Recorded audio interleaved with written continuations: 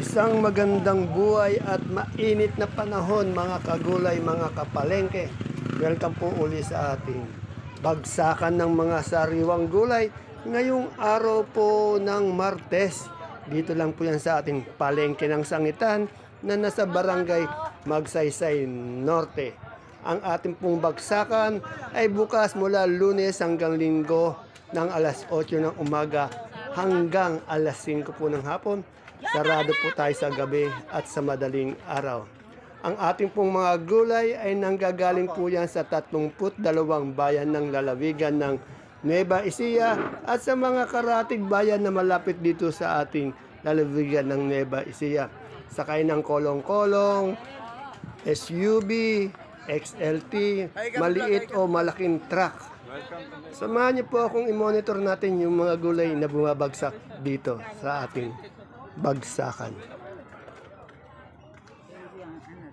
Unahin po natin sa pagmomonitor ang mais. Ang mais na dilaw po, 15 pesos ang isang kilo. Ang puti naman po ay 30 pesos isang kilo or 300 isang bundle.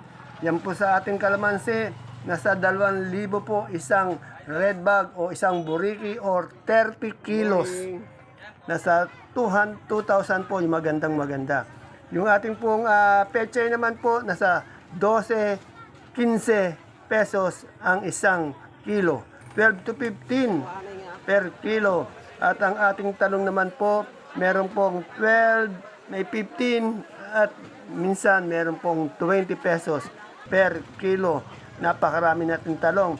Sa atin naman pong papaya, nasa 25 pesos po ang isang kilo ng ating papaya. At ang atin naman pong sitaw, napakamura, may 25 pa, may 25, may 30, may 20 pa. Napakamura ng sitaw. Ang atin naman pong sultan, bumaba din po, 40, 60 ang isang kilo. Ayan po yung sitaw. Napakarami natin sitaw, kaya napakababa po ng presyo ng sitaw. May 30, may 40. Sobrang baba talaga. Yung bonitong ampalaya po natin ay nasa 30 to 35 pesos per kilo. Ayan, ating kamatis, bumalik ulit, 10, 12, 13. Bumalik ulit sa mababa yung ating kamatis, nagbago uli. 12, 13, 15, minsan 15 per kilo. Yang sultan po natin, mababa din po yan. 40 to 60.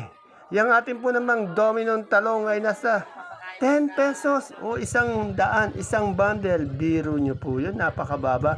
At yung ating siling panigang, 10, 15 pesos ang isang kilo. Halos lahat ng gulay napakababa. At yung ating talbos ng ampalaya na yan ay nasa 30, 40 pesos po ang isang tali. At yung ating okra naman po ay nasa 50 pesos po ang isang kilo ng ating okra. Sa sigarilyas po natin nasa 50, 60 pesos ang isang kilo ng ating sigarilyas. At ang ating naman pong mga pechay, nasasabi ko 12 hanggang 15 pesos po yung ating pechay. At yung ating pong sopiyang kalabasa ay nasa 30 pesos po ang isang kilo ng sopiyang kalabasa. Sa atin naman pong supremang kalabasa, 27 po yung malaki, 25 yung medium, 20 naman po yung maliit. At ang ating pipinong bakla po, nasa 30 hanggang 35 ang isang kilo o 350 isang bundle. At ang ating patolang palikpik ay nasa 30 pesos po ang isang kilo or 300 isang bundle. At siyempre po yung ating mani, walang pagbabago, 70 pesos po ang isang kilo. Magaganda, matataba ang mani. At ang ating sampalok, pumuputok, 45 po ang ating sampalok. Ayan po yung ating mani, 70 per kilo, yung sampalok po, 45 po ang isang kilo. Ang ating luya po yung maganda, 85 pesos po ang quality luya. Ang ating mga kamote po, yung maganda pong Taiwan sipot na atin na pang mall, 45. Yung ubi po, 40. Yung dilaw, 35. Yung puti po, 30 pesos per kilo. Ayan po, mais. Dumadating yung mais. Napakadami mais. Pirmis ang presyo. Dilaw, 15. Puti, 30 pesos per kilo. Singkamas natin, medyo umangat. Merong 110, 120 ang isang big kiss. Ang ating upo po, napakababa. 150 isang bundle. At ang ating patolang kinis naman po ay nasa 35 pesos ang isang kilo. Ayan po yung ating pusong mapagmahal, nasa 25 hanggang 27 per kilo. Sa ating mga galyang na puti, nasa 35. Ganon din naman po yung ating pula. Sinibuyas po natin nasa 70 pesos per kilo. Yan po ating mga talbos, yung dahon po natin ng kamote, 5 piso. Yung ano po, yung saluyot, 25 po. Yung ating dahon ng sili po, 50 pesos, isang kilo. Yung ating luya pong dilaw ay nasa 60 pesos po ang isang kilo. Yan sa mga sibuyas po natin na local na pula. Yung big po, 40. Yung small po, 280. 10 kilo po yan ha. Pula po yan, local. Sa ating puti naman po na local din, 10 kilo, isang red bag. Yung big po, 350. Yung medium po, nasa 300. Medyo wala po tayong imported ha. Yan super white po natin. Yung malaki po, 580. Yung small po, 440. 5 kilo po, isang bundle. Yung kanso po natin, yung big po, 450, yung small po 440. At yung ating munggo po tumaas, 3,400 ang isang sako or 25 kilo. Munggong labo po yan. Yung patatas po natin ay nasa 550 ang isang bundle.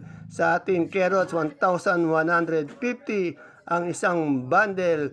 Ang ating pipinong Jackson, nasa 600 pesos ang isang bundle. Bumaba po. At ang ating sayote po ay nasa 250 pesos isang bundle. At siyempre ang repolyo nating magaganda, mabababa lang po, 250 po ang isang bundle. Ganon din naman po yung ating peche bagyo, 250 din po ang isang bundle. Sa ating broccoli po, 70 pesos po ang isang kilo.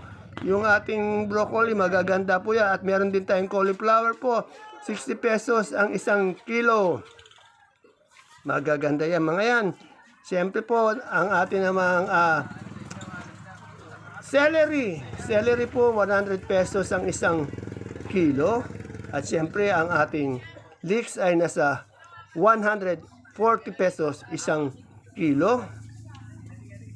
At ang ating lemon po na imported, walang pagbabago. 180 pesos po ang isang kilo.